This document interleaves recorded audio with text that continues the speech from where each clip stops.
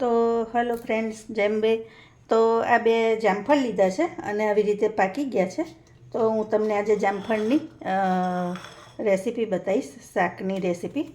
તો પહેલાં તો જામફળને આવી રીતે ઉપર નીચેથી કટ કરી લેવાના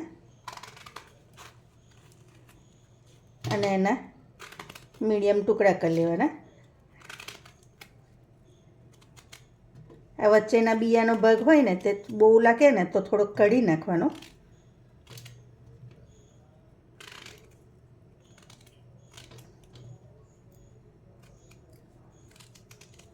આવી રીતે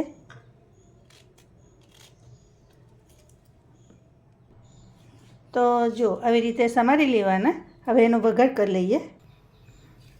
હવે તેલ એડ કરી દેવાનું. તેલ થઈ જાય એટલે આપણે જીરું એડ કરી દેવાનું. જીરું થઈ જાય એટલે લીલા મરચાં છે એ એડ કરી દઈશું. એની જોડે લસણ એડ કરી દેવાનું.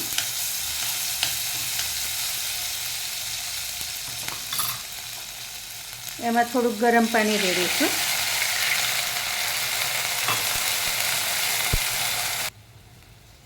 એમાં કાશ્મીરી મરચું એડ કરી દેવાનું, ધાણા જીરું એડ કરી દેવાનું, હળદર એડ કરી દેવાનું.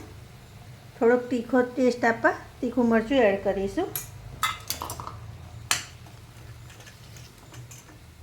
આ બધું પ્રોપર મિક્સ કરી લેવાનું અને પછી આ જામફળ અંદર એડ કરી દેવાના.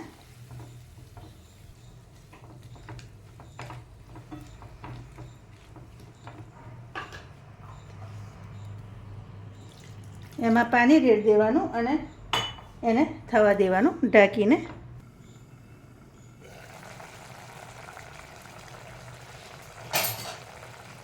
હવે આમાં ટેસ્ટ પ્રમાણે મીઠું થોડુંક એડ કરી દેવાનું.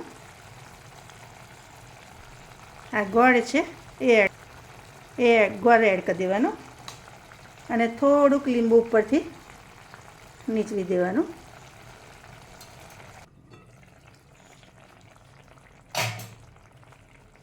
હવે ઉપરથી ગાર્નિશિંગ માટે ધાણા એડ કરી દેવાના. ગરમ મસાલો થોડોક ઉપરથી સ્પ્રિંકલ કરી દઈશું. તો તૈયાર છે જામફળનું શાક. તમને કેવી લાગી રેસીપી ચોક્કસથી કહેજો. Thank you.